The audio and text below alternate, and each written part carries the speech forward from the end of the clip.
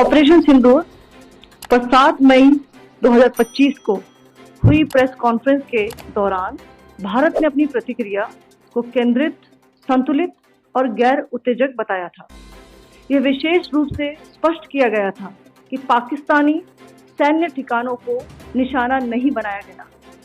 साथ ही दोहराया गया कि भारत में किसी भी सैन्य लक्ष्य पर हमले का उचित जवाब दिया जाएगा।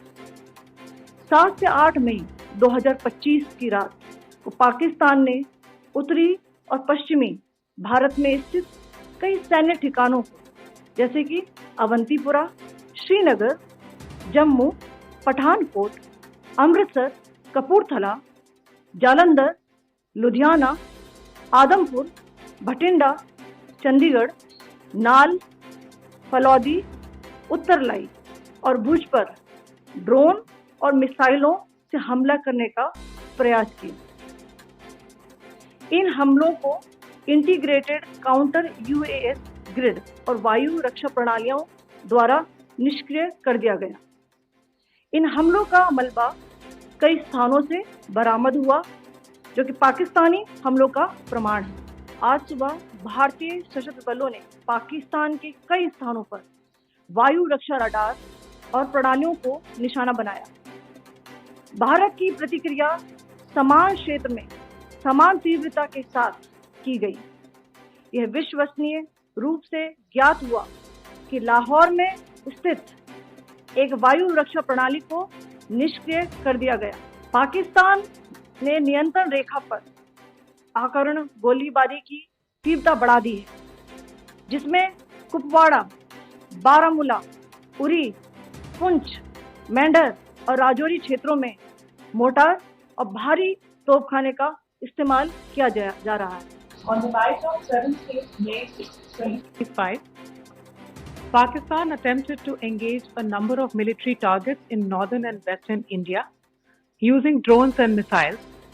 These places included Avantipura, Srinagar, Jammu, Pathankot, Amritsar, Kapurthala, Nal, Jalandhar, Ludhiana, Adampur, Bhatinda, Chandigarh, Falodi, Uttarlai and Bhuj. These were neutralized by the integrated counter unmanned aerial system and other air defense systems. The debris of these attacks is now being recovered from a number of locations that prove the Pakistani attacks. Today morning, Indian Armed Forces targeted air defense radars and systems at a number of locations in Pakistan. Indian response has been in the same domain with the same intensity as Pakistan. It has been reliably learned that an air defense system at Lahore has been neutralized. Pakistan has increased the intensity of its unprovoked firing across the line of control using mortar and heavy calibre artillery in areas in Kupwara, Baramulla, Uri, Poonch, Mendhar and Rajouri sectors in Jammu and Kashmir. 16 innocent lives have been lost, including 3 women and 5 children, due to the Pakistani firing. Here too, India was compelled to respond to bring mortar and artillery fire from Pakistan to a halt.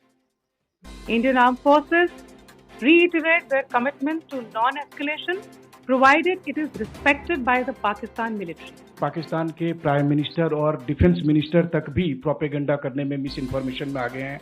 वो कई बार तो ये तक दावा करते हैं कि हम 3 राफेल हमने गिरा दिया, इतने हमने मिग गिरा दिए, और जब उनसे पूछा जाता है तो वो कहते हैं कि सोशल मीडिया में हमने ये सब चीज़ें देखी थी।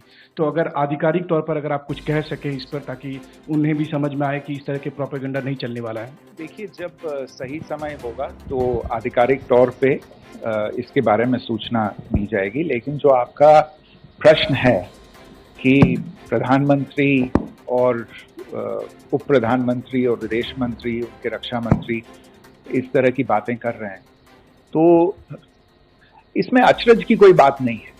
आखिरकार ये एक देश है जिसने अपना इसका जन्म लेते ही झूठ शुरू हो गया था।